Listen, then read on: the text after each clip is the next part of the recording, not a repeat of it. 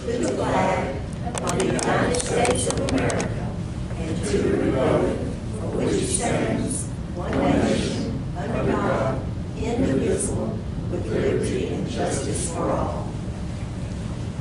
Honor the Texas flag. Pledge allegiance to thee, Texas, one state, under God, one and indivisible.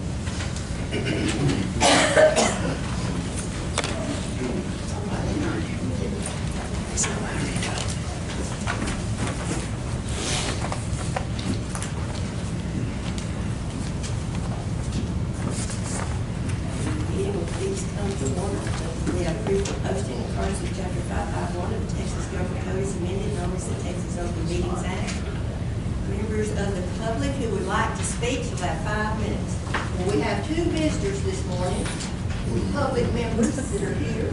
I don't think, does anybody want to make a... I certainly hope they don't want to speak to different All right, we'll go to item. Those are my granddaughters, Kendall and Sadie. Yes, we're glad to have y'all this morning. We'll go to item number 1, which is to approve the minutes of the December 20th regular meeting.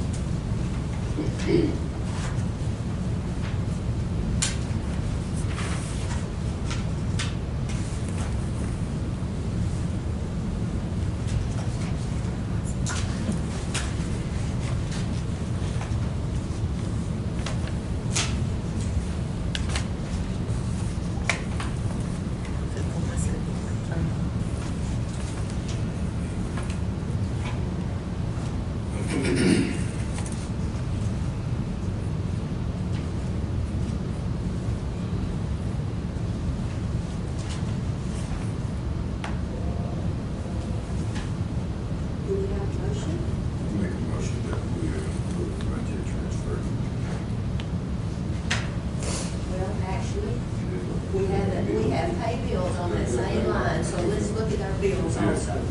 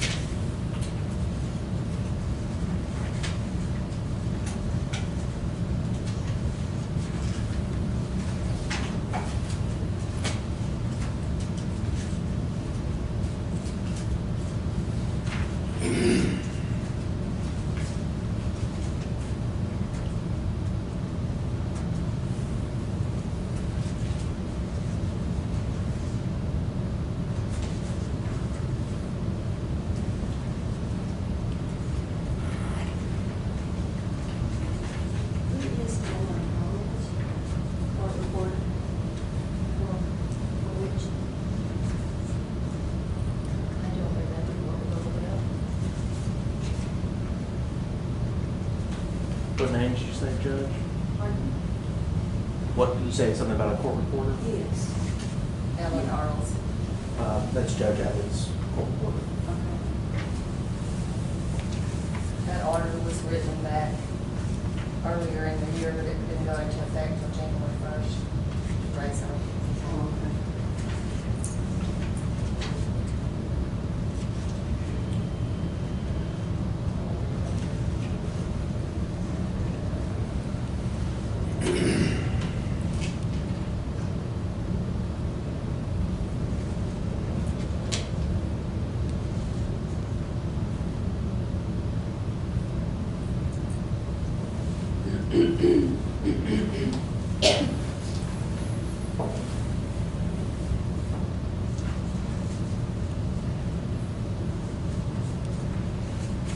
Just want to ask a question on page 15.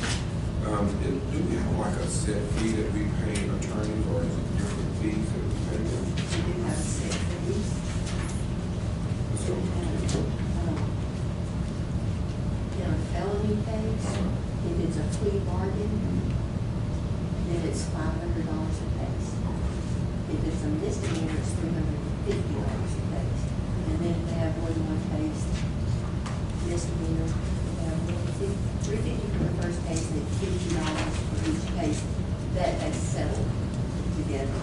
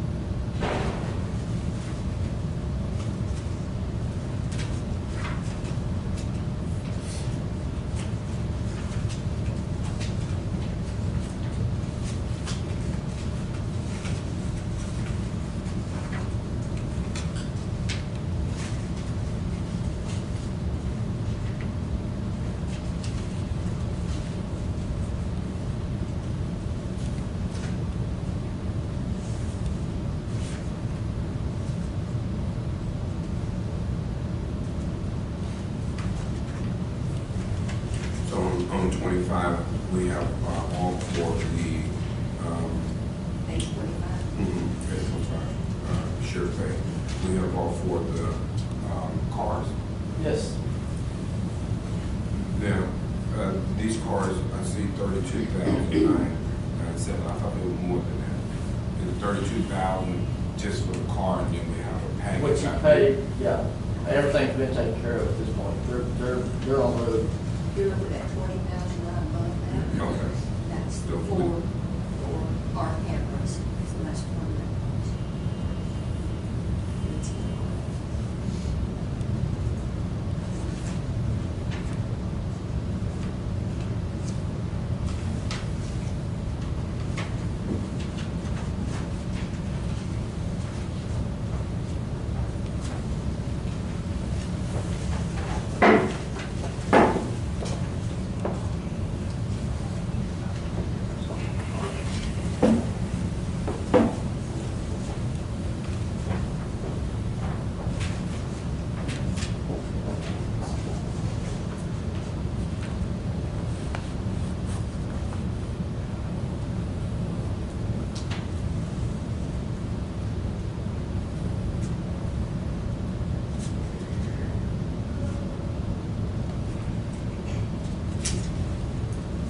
I have a question about uniforms.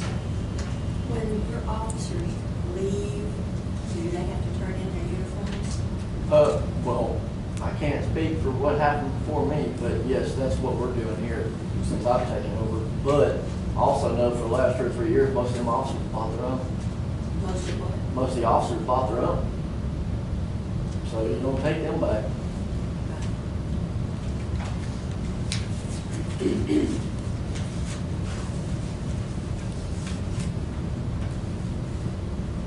So on page 27, just ask a question, limestone, we pay for medical and dental over there. 2216, I see here. Yes, that's still our medical expenses. So we paying them $43,000 to house inmates, and then you have to turn around and pay for the Yep. what? What happens is they have people that come to their facility on certain days instead of requiring officers to be at the hospital or be at the dentist office or whatever. They actually come to their facility. So anytime, we do not keep medical, because we're not set up in order to do that. We do not keep medical or things like that. People that need mental assistance, they're more capable of taking care of them in that facility over there. And they've got separation for them to where they can be in separate dorms to be seen after a lot better than we can do it here. Just the regular medical, they have somebody on staff over there, and just the regular medical that person does, they don't charge us for that. Now, if they need medicines that are different, then we have to pay for those. Or somebody has to go to the hospital, then we have to pay for that. But in with what they charge us for housing our people is included the cost of that medical person that's on staff. So it's just if it's something above and beyond that. So when we take these people to court, do at the end, do we put in there that they have to pay the county back after their time? Or is that just a wash on the county? I wouldn't call it a wash, it's just an expense on the county. So the county puts it in. And do we get a break on medical from here? Don't we have a hometown pharmacy or We something do. that does They're that? supposed to be billing Medicare rates, which is much less. Is So- that correct? Or indigent rates, Yes. which do you call that? So if we have somebody in Limestone County, are they They're getting the getting same it from rate. here and then transferred over there, or are they getting some? They're getting the same rate. It's the same Medicare, low Medicare rate. It's the same one. Over there. So when we're looking at this 1,858.27 for pharmacists, that's at a discounted rate. Yes, That's that's covering at the- all of the people that are from Freestone over there at 1,000. That's part of our contract with them, is that they have us at the, what do you call it, Medicare rate. Okay. Yes. Medicaid, Medicaid rate. it's Medicaid.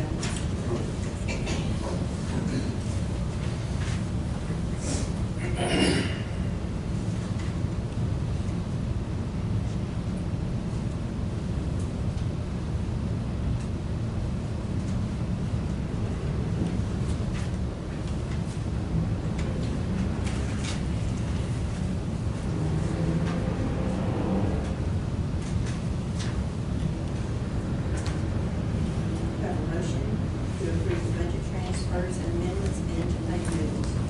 I make a motion that we approve the budget transfer amendments and payable.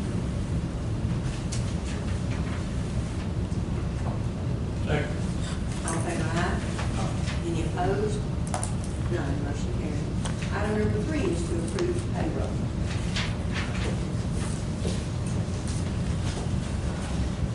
Make a motion to approve the payroll. Second.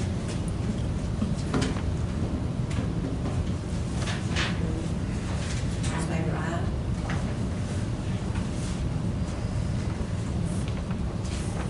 Anybody in favor? Okay.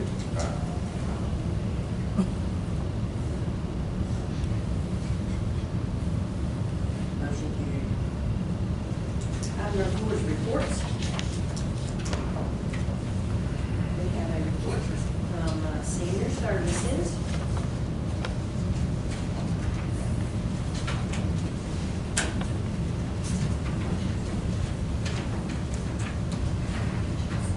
We have a report from JP Precinct 2 for October.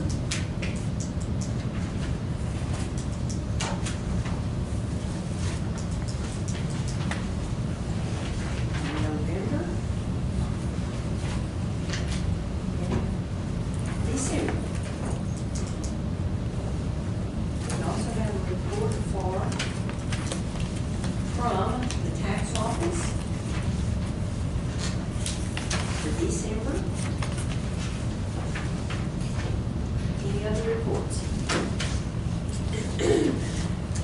The sheriff's office is, obviously, we got a few employee changes going on, considering people have left or leaving, for other jobs. So we're gonna be in transition and hiring a few people.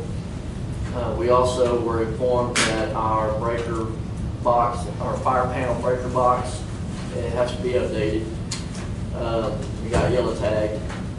We didn't fail, but we're gonna have to get a 6-panel breaker box instead of a 4 and rewire some things, a couple things. Also, our generator, which is a brand new issue for the generator, because normally we have an issue with it coming on. They come on, but it won't go off. So we got to figure out how to get it to go off. So anyway, just a few things we're working on. We'll get it straightened out. So.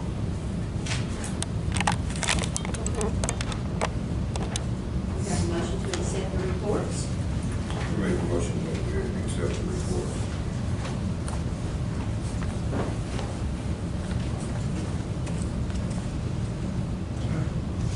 All in favor? Motion carried. Item number 5, to accept the $500 donation from Community National Bank for senior services. You have a motion. Make a motion to accept the donation. All in favor? Aye. And we thank Community National Bank for their donation. That is very good. Yes, ma'am. That's a good thing for them. Item number 6, consider a letter of request from TxDOT for the waiver of local match fund participation requirements on federal off-system bridge program projects and resolutions. TxDOT has tentatively approved the project for the Little to Walkeny Creek, Yes, ma'am. and the match is 56.4, and that was on the Caney Creek Bridge. Yes, ma'am. Okay. And that bridge is to be constructed, I think, in 2019. Is that a motion? I'll make a motion to approve that request for waiver of local match fund participation requirement. And the resolution. Second. All in favor, aye. Motion carried. Item number 7 is to discuss, actually, we're going to come back to that. I'm sorry. Yes, we're going to come back to that. You have to go next one. Item number 8, resolution approving applications for grants. Sheriff's Department. Miss Mary down in my office has been working pretty diligently trying to look at all the grants that are available to us, trying to be one of the lucky ones to get some grant funding from our governor's office. So we're working pretty hard down there on that. What we're looking at is getting all our officers equipped with body-worn cameras, of course. So that's one of the grants that she's working on. Another one is, we got the plates, the high, thicker plates for the higher ballistics. Well, we need the carriers for them. So we're looking at trying to get the carriers as well. And also, what we're looking into, and TIG just recently did this, and it's made a big difference for their communication dispatch, is some extenders for the radios. When we're out in certain areas of the county, we can hear them, but we can't talk back. It's not responding back. So we also put in a grant. We're also working on a grant to get some extenders to where it's actually working right off our car radio instead of off of our handhelds, our normal handhelds. And it gets us about 1,200 more yards of communication from our vehicle. So safer for our officers. But we're trying to work on those 3. There is a match, a financial match, I believe it was on the body-worn camera one. That will not, the intention on that is to come from Chapter 59, and we'll cover the expense on that 20% of coverage on that. Do we have a motion to approve these applications? Second. All in favor, aye. Item number 9 this to ratify the Butler Community Center agreement. There was an agreement with Butler Community Center to pay $35 monthly payment for a single phone line in case of an emergency, either when they were having senior services there or during the voting time if it needed to be used. And we could never find a copy of that agreement, so we did get something back from the Butler Center Improvement Coordination Council saying, you know, they couldn't find a copy of it either. But there was an agreement, and we have this letter, and we're asking that we ratify that agreement. I'll make a motion to ratify Second. Discussion? All in favor, aye? Any opposed? None, motion carries. Item number 10, approve the credit application from MHC Companies for the Junior Volunteer Fire Department. What this is that the MAC company is asking us to take a line of credit. I don't understand why, but the Duke Fire Department has one of their main trucks there. They had the brakes replaced on it. So I'm asking to approve that so we can get that truck for them back. And I'll make a motion that we approve on credit with MAC company. Where's this company at? Is it here? It's in White. I think it's a Ford. Robinson? Second. All in favor, aye? Motion carries. Item number 11 is to appoint members to the selection committee for audit services per the contract, which you have sent that contract out to request services or are in the process of doing that. Is that correct? We are currently advertising and asking CPA firms to send proposals to us. Send them proposals, and we are asking for sealed bid quotes for our auditing services. I've sent them out to 8 firms, and we are advertising. And those, I don't know exactly, they're due back. And when we get those back, I need a selection committee to look at those proposals and pick the firm that we will use going forward. I shouldn't be on the committee. Before I was the head and made the recommendation to the auditing firm, but it doesn't make sense because every single number that goes on the general ledger is generated by me, every single receipt, every single disbursement. So if I select the firm that is going to audit those numbers, there isn't the appearance of independence and objectivity. How many people do you think should be on this committee? 2 to 3 just to make the recommendation. To make a recommendation to the court. What about us? What about us approving them? Hadn't we always approved them in the past? Hadn't We Commissioner- can all do the committee. hadn't Commissioners Court always approved them in the past? I'll make a motion that we, the Commissioners Court make that determination. Appoint that. She's talking about in the committees, go through, and then they bring it to us, is that what you just said? That's what has happened in the past. I brought a recommendation to the court. The court never even saw the other firms. This would be a selection committee to look at all of the proposals that are We can have a submitted. special meeting and have them all here and everybody talk about it. Did that, then when they selected, be before the court, 6-1 half of the. Yeah, I mean, I thought we always did. I mean, I thought we had a selection committee before. Well, it was actually kind of everybody looking at it and us talking about it and seeing how it looked and then bringing it to the court. But this is a little more official, just saying it's a selection committee. When you go out for bids on this,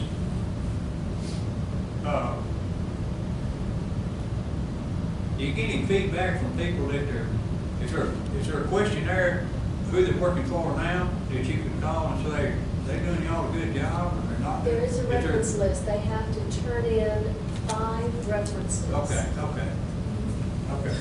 Most of them have told us what county they already have done it for, you know, when it comes for us.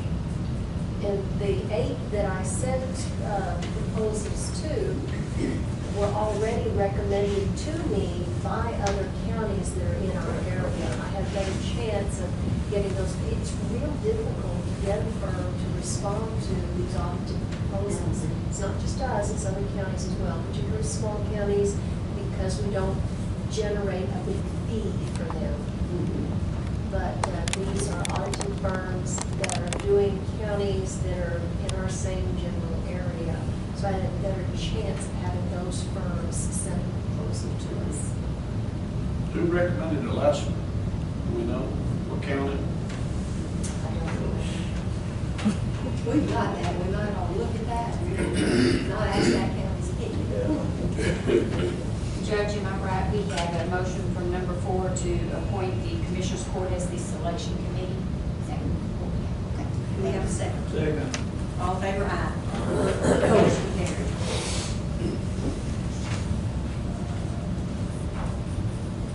Item number 12 is discuss the location of the Liberty voting box. We're gonna move it, talk to Ms. Opal, we're gonna move it to the Lone Star Church, which has electricity, restrooms, parking, good place to move. She's all for it, she's a member of that church. Getting the key and all that shouldn't be a problem. They want to have it open one day for the primary, and then of course this fall, November, the general.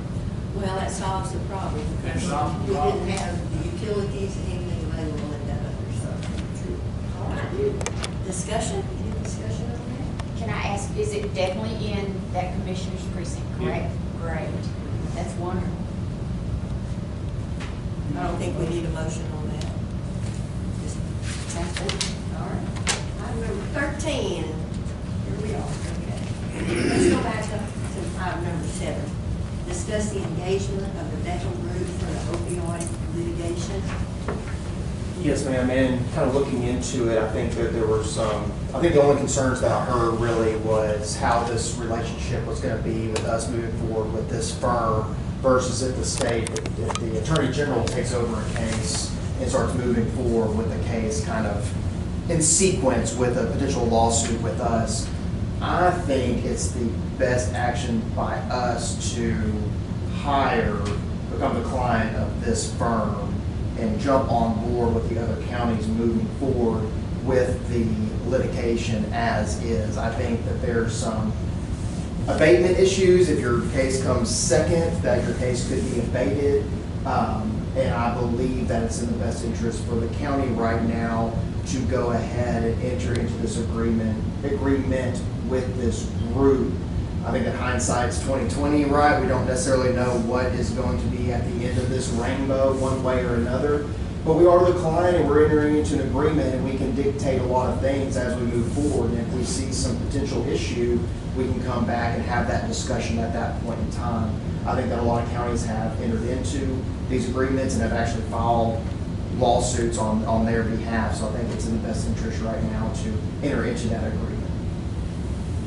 We don't really hire them, they just want to send it. It's right, we're entering into an agreement and I guess, depending on what term you want to use, hiring, but we're not Contingent. giving any sort of value to them right now. They're taking our claim, they're gonna pay all the upfront costs, right? You know, to file the lawsuit, to get experts if necessary, which I'm assuming are necessary, to go to court, do all of those things without us paying them. What they're asking for at the end of the day is whatever they receive as a settlement, they're gonna take a percentage of. That was 30%. So it is a contingent fee agreement, basically, but it is an agreement. And it's 30%, and that's, fortunately or unfortunately, depending on how you look at it, pretty standard in the plaintiff lawyer world. But again, the benefit for a plaintiff, as we're sitting in right now, is there's no upfront cost to us. And so at the end of the rainbow, if nothing comes about and there is no settlement, we're still sitting where we were to begin with. You have a motion. So moved. We enter into the agreement with, The veteran group. yes, ma'am. That's it. All to amend the employee handbook and discuss advertising. The employee handbook, we have received some information from TAC. They update us on things that change. The first thing that they have sent us is foster child question.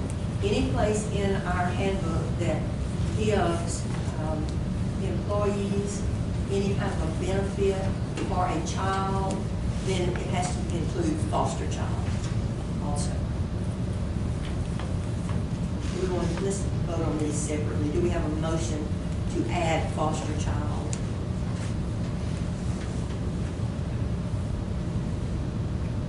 Make a motion?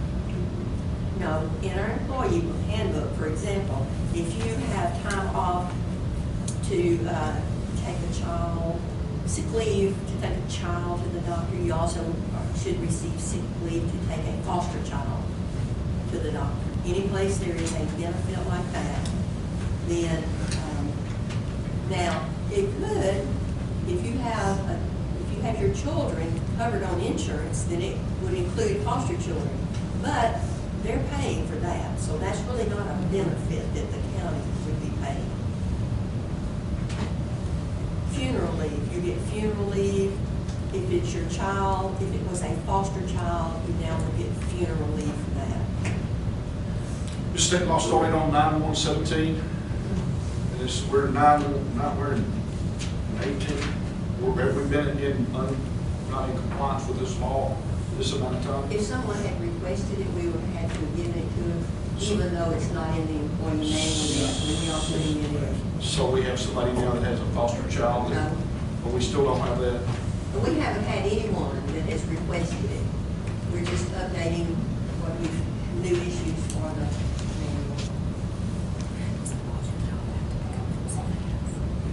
And it's a state law. I make a motion that we add foster child. In any To place our- that to gives our- employees time for a child, benefits for a This is child. the law.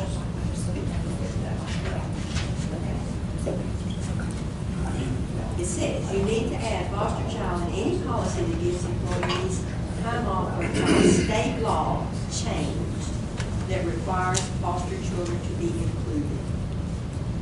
Is it the law? I haven't read the law, but TAC sent it and said, state law changed. So I'm relying on them to told us the fact. So we have a motion. Do we have a second? That's it. Any other discussion? All in favor, aye? Opposed? Motion carried. Thank you.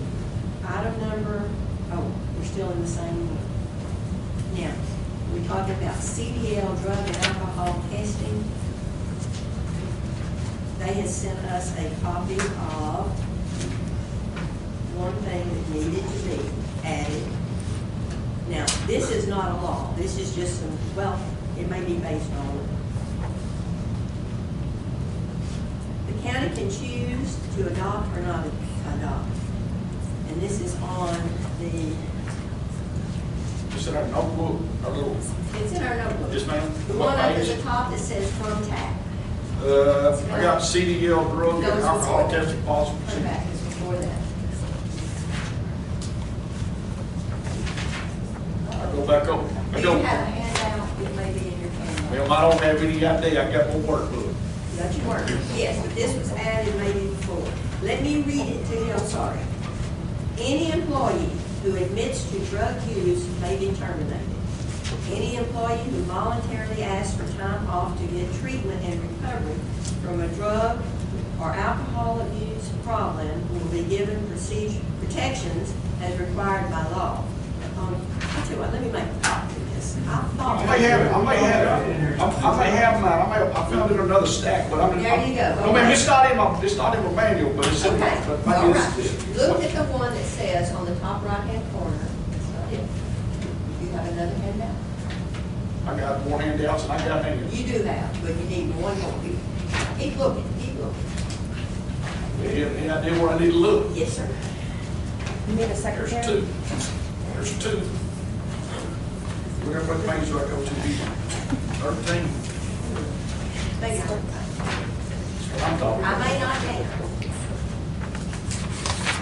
It's this one. All right, then he's gonna pay his number on it. Keep going back.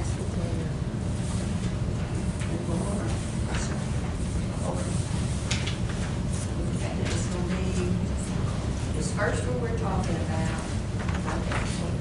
Everything else that they said is in our manual already. Then they are requesting, no, sir. Send another one. Back one. Or two. Sorry.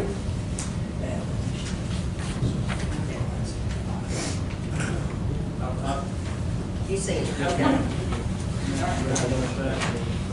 Any employee who admits to drug use may be terminated. Any employee who voluntarily asks for time off to get treatment and recover from a drug or alcohol abuse problem will give the protections as required under the law, only the ones that are required.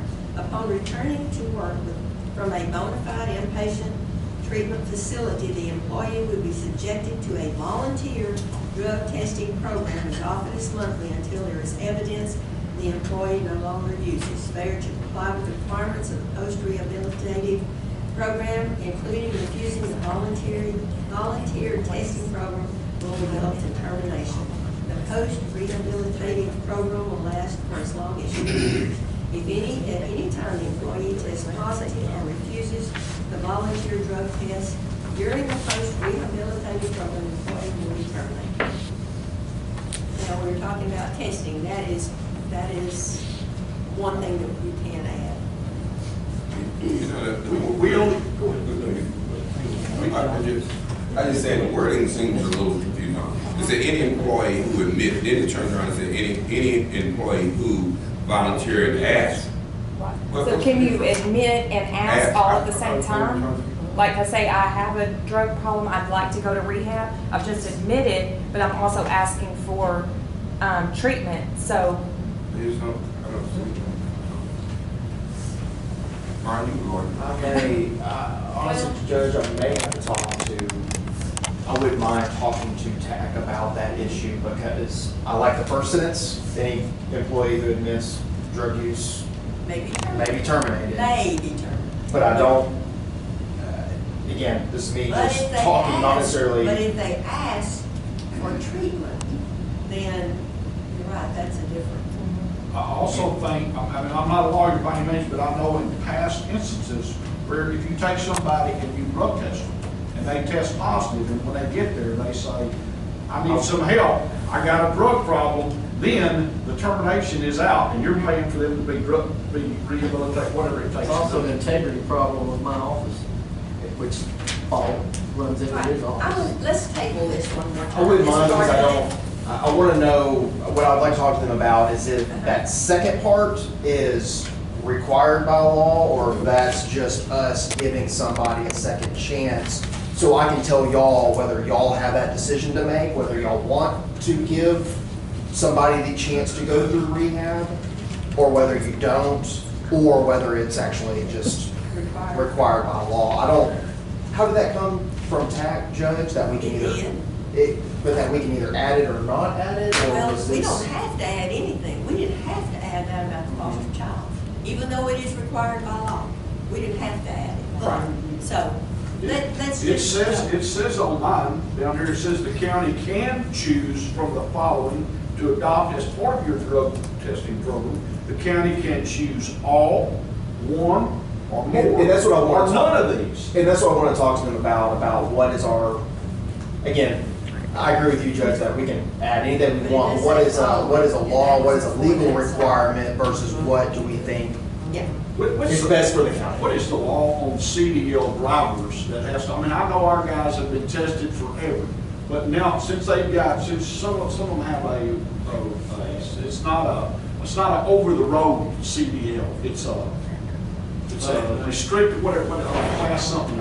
Do they still have to be tested? Do y'all know? I mean, is that a law? Maybe we need to look into all of that and come back and have a whole update on all of that. I would like to have Yes, one they do thing have to. added. If you'll look a couple of pages back, there is a post-accident testing. Now, it says that we can add this to them, to our policy, and we don't actually have it in there right now. But, I think we should add that, post-accident testing. We have that. In Road and Bridge, we have that. That's under CDL, but this is for any employee, post-accident testing. Look at that too. I'll look at it. I feel strongly about that being added for every employee. I think as a supervisor, if I have an employee and they test positive, obviously I want to know that. And I think as a county, if they test negative, we need to know that for potential liability purposes for fighting a lawsuit. So I feel strongly that there's not really much negative there that I see one way or another. But I will, when I talk to TAC, I can go through that as well just to make sure I'm not missing anything. But I feel also the reasonable suspicion. We're going to table that. Do you want to talk about that one right now, or come back in? I can come back to it, Judge. I mean, I feel sometimes, sometimes discretion is good and sometimes discretion is bad. And discretion to drug test based on reasonable suspicion, I think for the most part, if you look at it as a reasonable person, can be good. However, as we all know, sometimes things can go a little haywire in the office setting and could open us up to liability if you test one person. If you end up testing one person for doing something and you didn't test another person for potentially doing the same thing. Also, looking through there on just the form language, some of the reasonable suspicion is laughable, I guess. I mean, one is like increased appetite for sweets. You know, I don't know if that's like. I'd be out of here. I think we really need to look at what those factors are and really talk about what discretion y'all want to have, but also what discretion y'all want to give all the other county officials in how they want to run their office and who they can, let's be honest, who they can single out for drug testing when they're not going to single out other people. Like I said, I obviously see the positive in that, but also can see where that could go, get us into a situation we don't necessarily want to be in. But I think my conversation with TAC hopefully will shed some light on maybe outweighing positives and negatives on that. I don't know what the cost factor would be, but me personally, if we're paying insurance on these employees in the county, I'd like to see everybody randomly drug Well, tested. that's I where don't know what it would cost. Well, but stepping back though, that's why we're talking about this testing. You can look at that again. We've always been told that you cannot just randomly test anybody except if for the CDL employees. Chicken. So we'll talk about that. Look at that, and all of this kind of ties into that because that's what we've been doing. You're driving. What we said. Yeah, and I do think, and I'll talk to them, but I think there is a difference between just randomly drug testing kind of throughout the year and being able to say, hey, Andy, come in here, I want you drug tested because you missed some work. Whereas maybe a month ago, somebody else missed some work and you didn't drug test them. Maybe because you knew they were missing work because you know their father died or something. You know, again, I'm coming up with hypotheticals, but you can see where you might end up not really thinking you're singling somebody out, but having some reasonable suspicion about somebody and kind of turning a blind eye towards somebody else because you think you know why they're taking certain actions. Well, I know in the real world, the city has a drug program. I went over and got a copy of it. Everybody's tested. Lyle Red's got a random drug deal down in his little business. Mosey County, that man works for, random drug test. Everybody. And I'll confirm. And with the opioid deal, like, you know, you can't turn on the TV now at night, they're not talking about it. Of course, we're getting into this deal with this law firm. I just think it's a good practice. And I don't disagree with you. I think, let me talk with TAC and confirm one way or another on our legal standing to be able to do that.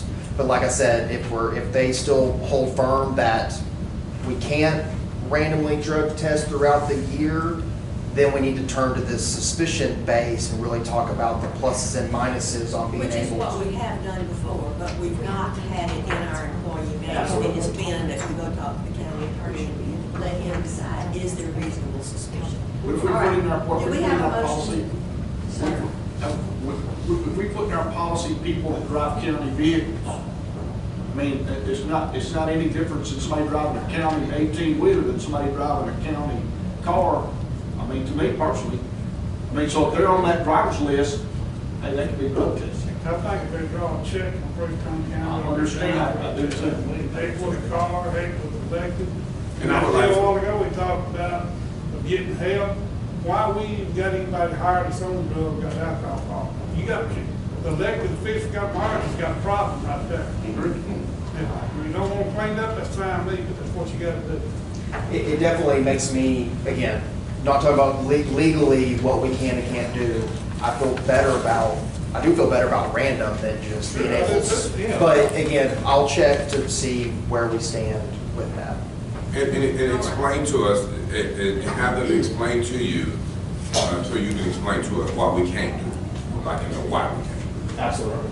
Brian, you might ask them to, I think in that initial email, she said in there, if the county is gonna select to have a drug testing program, that every elected official has to go for training. Yes. Well, no, if we have that reasonable suspicion. Right. Yes. Yes. Well, But otherwise, I'll answer the first question first, and then if that's still a Yes. no-go, I'll kind of lay out the reasonable suspicion. Since they're the ones paying the lawsuits that we potentially might get into, they want to be for sure that we've done everything on our end to make sure we're doing it right. Absolutely. you know what, I'm freezing. Okay, we're gonna come back to, this again. We're gonna be talking, thank you.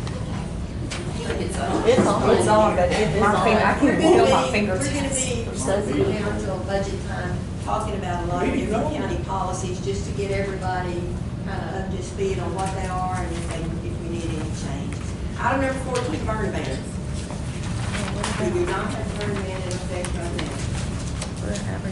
Well, you know, I mean, yeah, I'd like to do burn down all this time we do, but you know, we had fires on the years this.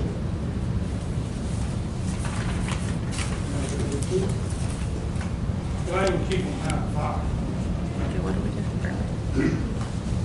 Okay, if there's no motion, we'll go to item number 15, or any special road use agreements. If not, we'll go to item number 16, to approve bonds and education certificate. I have two bonds. Two bonds. I guess they can on the vote.